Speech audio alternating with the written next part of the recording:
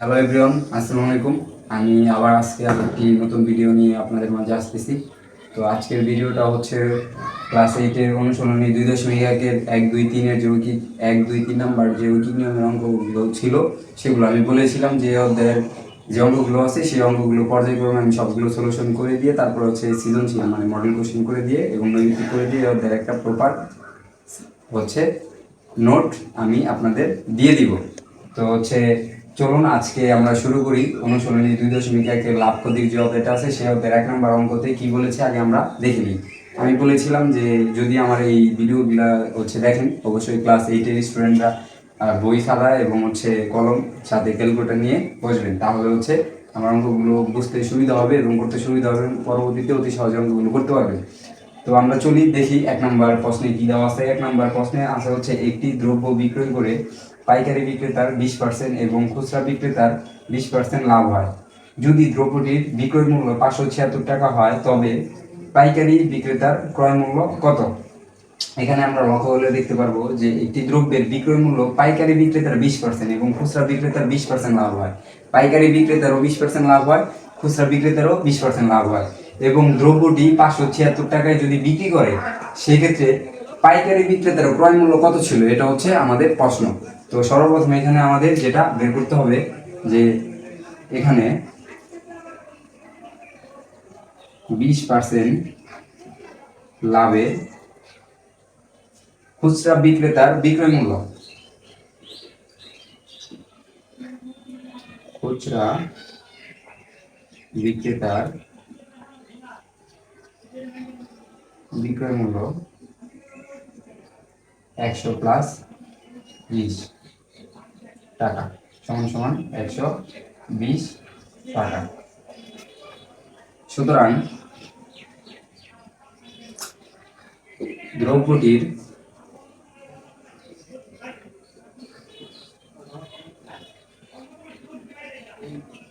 বিক্রয় মূল্য 120 টাকা হলে ক্রয় মূল্য 100 টাকা। সুতরাং খুচরা দ্রব্যটির বিক্রয় মূল্য 1 টাকা হলে ক্রয় মূল্য, যদি বিক্রয় মূল্য 100 টাকা হয় তাহলে ক্রয় মূল্য 100 টাকা, যদি বিক্রয় মূল্য 1 টাকা হয় ক্রয় মূল্য অবশ্যই কমবে। কমার ক্ষেত্রে আমার কি হবে, উপরে 100 নিচে 120 টাকা। সুতরাং খুচরা বিক্রেতার বিক্রয় মূল্য এখানে দেওয়া আছে, খুচরা বিক্রেতার বিক্রয় মূল্য হচ্ছে 576 টাকা। কত? 576 টাকা হলে ক্রয় মূল্য, তাহলে 100 ইন্টু 576 ভাগ হচ্ছে 120 টাকা। এখানে হচ্ছে 100 ইন্টু 576 ভাগ হচ্ছে 120 সমান সমান 480 টাকা।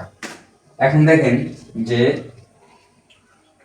20% লাভে খুচরা বিক্রেতার বিক্রয় মূল্য 20%, দ্রব্যটির 20% লাভে বিক্রেতার বিক্রয় মূল্য মানে খুচরা বিক্রেতার বিক্রয় মূল্য 100 যোগ 20 সমান সমান কত? 120 টাকা। এখন কথা হচ্ছে দ্রব্যটির খুচরা বিক্রয় মূল্য যদি হচ্ছে 120 টাকা হয় তাহলে ক্রয় মূল্য 100 টাকা। যদি খুচরা বিক্রেতার বিক্রয় মূল্যটা 1 টাকা হয় তাহলে ক্রয় মূল্য কি অবশ্যই কমবে, এর জন্য ভাগ হয়েছে। খুচরা বিক্রেতার বিক্রয় মূল্য যদি 576 টাকা হয় সেক্ষেত্রে ক্রয় মূল্য অবশ্যই বাড়বে, এর জন্য 576 উপরে 100 সাথে গুণ হয়েছে। এখন যদি এই তিনটা আমরা ক্যালকুলেশন করি, কাটাকাটি করি, এই হচ্ছে 100 সাথে 576 গুণ করে যদি আমরা 120 দিয়ে ভাগ করি তাহলে আমরা 480 টাকা পাবো। এটা আপনারা ক্যালকুলেটর দিয়ে ক্যালকুলেশন করে নেবেন। এখানে যদি আমি ভেঙে ভেঙে ক্যালকুলেশন করে দিই সেটা হবে। তো হচ্ছে যেহেতু ক্যালকুলেটর আছে, ক্যালকুলেটর দিয়ে ক্যালকুলেশন করা যায়, সেক্ষেত্রে ক্যালকুলেটর দিয়ে ক্যালকুলেশন করে নেবেন, সেটা ভালো হবে। তার মানে এই 480 টাকা আমি পেলাম হচ্ছে খুচরা বিক্রেতার ক্রয় মূল্য। এখন একটা জিনিস আপনি চিন্তা করেন যে খুচরা বিক্রেতা যে জিনিসটা ক্রয় করে সেই জিনিসটা অবশ্যই পাইকারি বিক্রেতার কাছ থেকে খুচরা বিক্রেতা ক্রয় করে থাকে। তার মানে কি পাইকারি বিক্রেতার বিক্রয় মূল্য আর খুচরা বিক্রেতার ক্রয় মূল্য দুইটা সমান। যেমন আপনি দুইজন ব্যক্তির সাথে তুলনা করেন, একজন ব্যক্তি হচ্ছে খুচরা বিক্রেতা আর একজন ব্যক্তি হচ্ছে পাইকারি বিক্রেতা। এখন খুচরা বিক্রেতা অবশ্যই পাইকারি বিক্রেতার কাছ থেকে দ্রব্যটা ক্রয় করে তারপর হচ্ছে খুচরা যে হচ্ছে কাস্টমার থাকে, ভোক্তারা থাকে, তাদের কাছে বিক্রয় করে থাকে। তো খুচরা বিক্রেতা যার কাছ থেকে ক্রয় করে তার হচ্ছে খুচরা বিক্রেতা, সেটা হচ্ছে ক্রয় মূল্য, এবং যার কাছ থেকে ক্রয় করে সে হচ্ছে পাইকারি বিক্রেতা, পাইকারি বিক্রেতার বিক্রয় মূল্য হচ্ছে খুচরা বিক্রেতার ক্রয় মূল্য সমান সমান পাইকারি বিক্রেতার বিক্রয় মূল্য, এটা আমরা ধরতে পারি। সুতরাং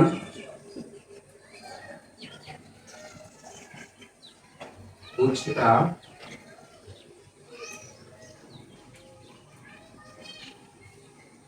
বিক্রেতার ক্রয় মূল্য এবং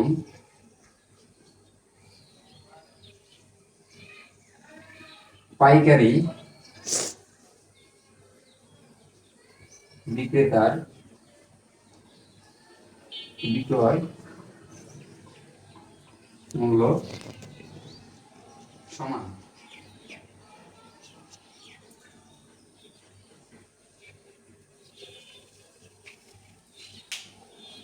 তো সুতরাং এখন আমরা অলরেডি হচ্ছে মানে খুচরা বিক্রেতার যে ক্রয় মূল্যটা আছে সেটা আমরা পেয়ে গেছি। খুচরা বিক্রেতার ক্রয় মূল্য হচ্ছে 480 টাকা, তার মানে কি পাইকারি বিক্রেতার বিক্রয় মূল্য 480 টাকা। এখন হচ্ছে সুতরাং 20% লাভে দ্রব্যটির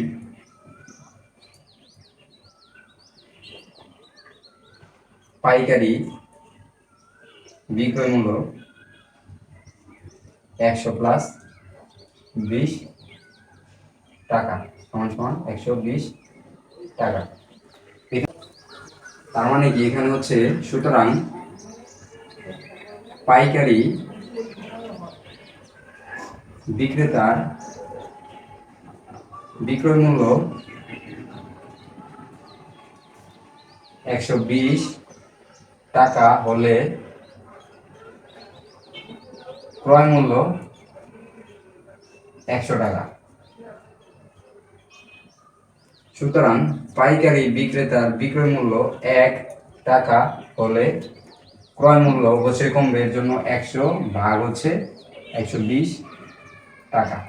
সুতরাং পাইকারি বিক্রেতার বিক্রয় মূল্য 480 টাকা। 480 টাকা হলে ক্রয় মূল্য 100 গুণন 480 ভাগ হচ্ছে 120 টাকা সমান সমান, এখানে আমরা ক্যালকুলেশন করে কত পাই দেখি। 100 ইন্টু 480 ভাগ হচ্ছে 120, 400 টাকা।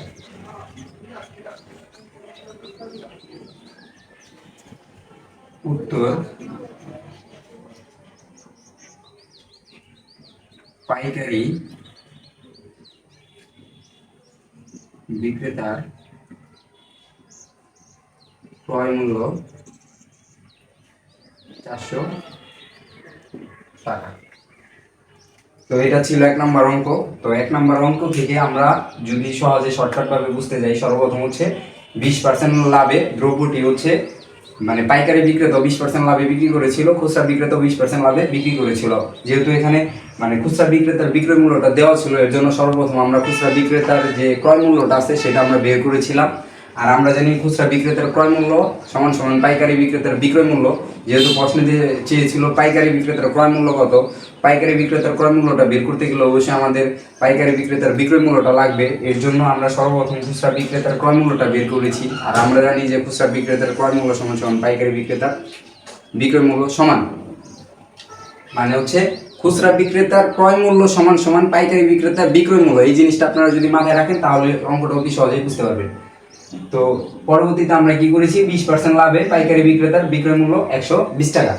সেক্ষেত্রে সুতরাং পাইকারি বিক্রেতার বিক্রয় মূল্য যদি 120 টাকা হয়, ক্রয় মূল্য অবশ্যই 100 টাকা। আবার পাইকারি বিক্রেতার বিক্রয় মূল্য যদি 1 টাকা হয়, ক্রয় মূল্য অবশ্যই আপনার কমে যাবে। এর জন্য হচ্ছে আপনার ভাগ হয়েছে 100 ভাগ 120।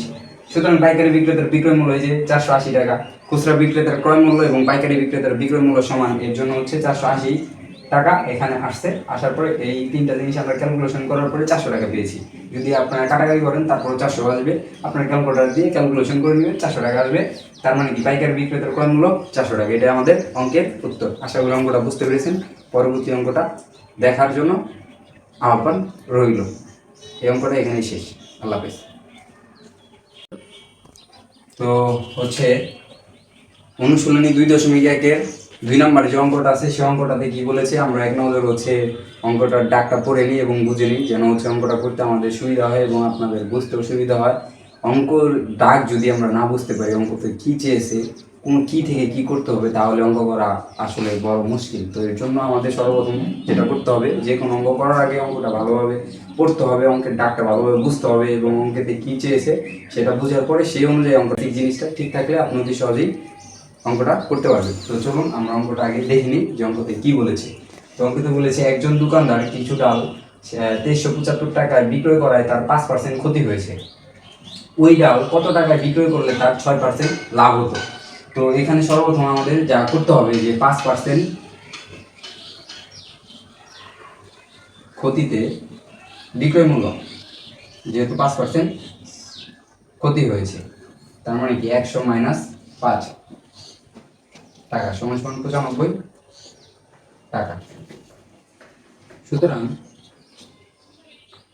ডালের বিক্রয় মূল্য 95 টাকা হলে ক্রয় মূল্য 100 টাকা। সুতরাং ডালের বিক্রয় মূল্য 1 টাকা হলে ক্রয় মূল্য 100 ভাগ 95 টাকা। সুতরাং ডালের বিক্রয় মূল্য টোটাল কত? 2375 টাকা। সুতরাং ডালের বিক্রয় মূল্য 2375 টাকা হলে ক্রয় মূল্য 100 ইন্টু 2375 ভাগ হচ্ছে 95 টাকা। এটা যদি আমরা ক্যালকুলেশন করি তাহলে কত আসে দেখেন, যে হচ্ছে 100 ইন্টু 2375 ভাগ হচ্ছে 95, 2500 টাকা।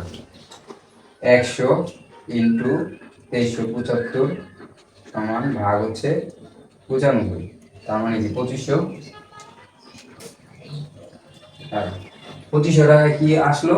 ক্রয় মূল্য, মানে 5% ক্ষতিতে যে বিক্রয়টা করেছিল সেই বিক্রয়টার পণ্যের হচ্ছে ক্রয় মূল্য ছিল 2500 টাকা, সেটা বিক্রয় করেছিল 2375 টাকা। এখন ওই ডাল কত টাকায় বিক্রয় করলে তার 6% লাভ হতো? কত টাকায় বিক্রয় করলে 6% লাভ হতো? তাহলে কত টাকায় বিক্রয় করলে যে তার 6% লাভ হতো সেটা বের করার জন্য আমাদের যেটা করার দরকার ছিল, যে তার ক্রয় মূল্যটা কত ছিল। এখানে তো বিক্রয় মূল্য দেওয়া ছিল 2375 টাকা, বাট তার ক্রয় মূল্য যে কত ছিল সেটা আমাদের জানা ছিল না। এর জন্য আমরা ক্রয় মূল্যটা আগে বের করে নিলাম। তো এখন হচ্ছে আমরা কত টাকা বিক্রয় করলে তার 6% লাভ হতো সেটা বের করে ফেলবো। তো চলুন, সুতরাং 6% লাভে বিক্রয় মূল্য 100 প্লাস 6 টাকা সমান সমান 106 টাকা।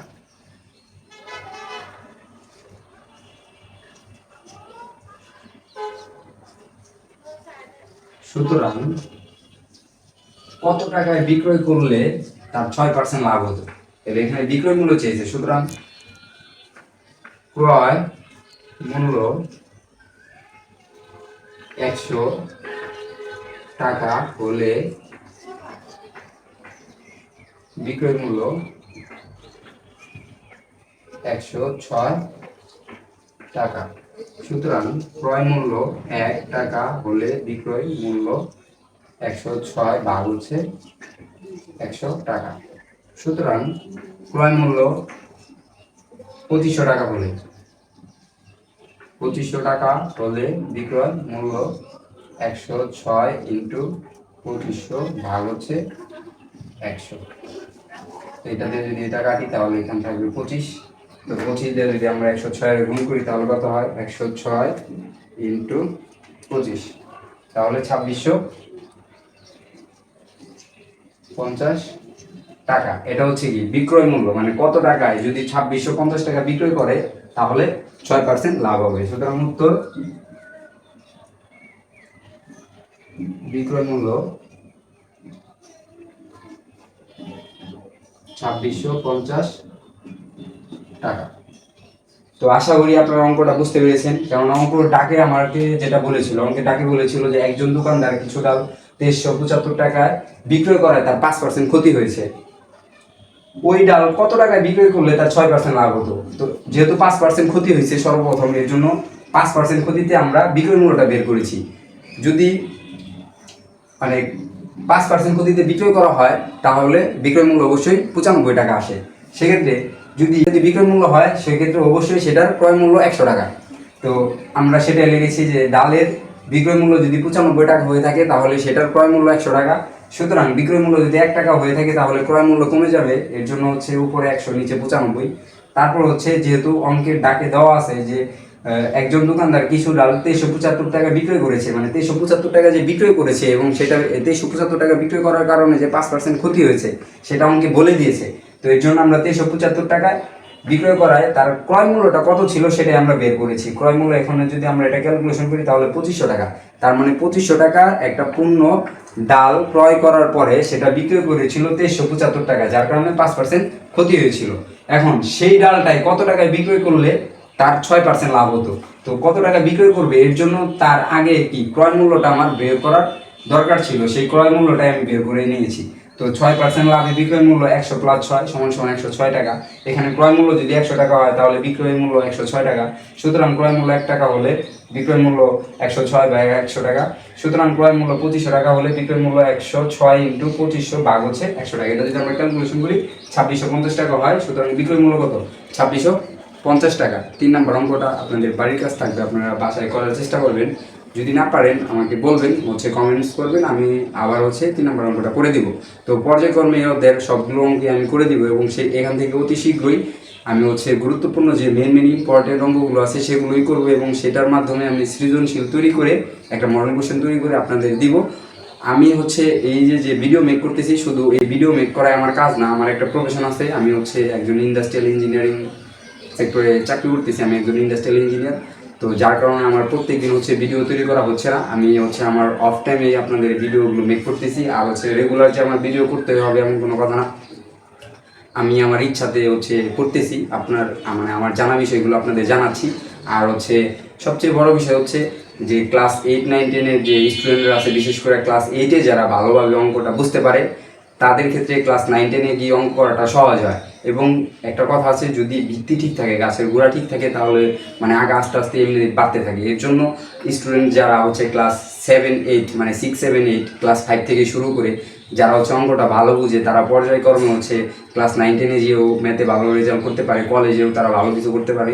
এই যে ভিত্তিটা থাকে, এই ভিত্তিটা দিয়ে ভার্সিটি লেভেলে যেও অনেক ভালো কিছু করতে পারে, অঙ্কগুলো বুঝতে সুবিধা হয়, করতে সুবিধা হয়। এর জন্য ক্লাস 8, 9, 10-এর যে অঙ্কগুলো আছে, বিশেষ করে ক্লাস 8-এর যে অঙ্কগুলো আছে, সেই অঙ্কগুলো যদি পুরোপুরি ভালোভাবে আপনি বুঝতে পারেন, অধ্যায় ভিত্তিক অঙ্কগুলো যদি ভালোভাবে বুঝতে পারেন, সৃজনশীলগুলো যদি ভালোভাবে বুঝতে পারেন, তাহলে 9, 10-এর অঙ্কগুলো করা সহজ হবে। এবং পর্যায়ক্রমে আপনি inter first year, second year এবং ভার্সিটিতে যে সাবজেক্ট নিয়ে পড়াশোনা করবেন সেই সাবজেক্টের অঙ্ক করা বা সেই সাবজেক্ট নিয়ে পড়া আপনার জন্য ইজি হবে। তো কীভাবে অঙ্কগুলো সহজে করা যায় এবং সৃজনশীল কীভাবে তৈরি করে এবং সেটার সলিউশন করা যায়, সেই বিষয়গুলো নিয়ে আমি পর্যায়ক্রমে আলোচনা করব। আজকে এখানেই, আল্লাহ হাফেজ। ভালো লাগলে আমার চ্যানেলটি সাবস্ক্রাইব করবেন, আমার পাশে থাকবেন। একটু পরে ইফতারি করবো। আল্লাহ হাফেজ। ভিডিওটা এখানেই শেষ করতে যাচ্ছি।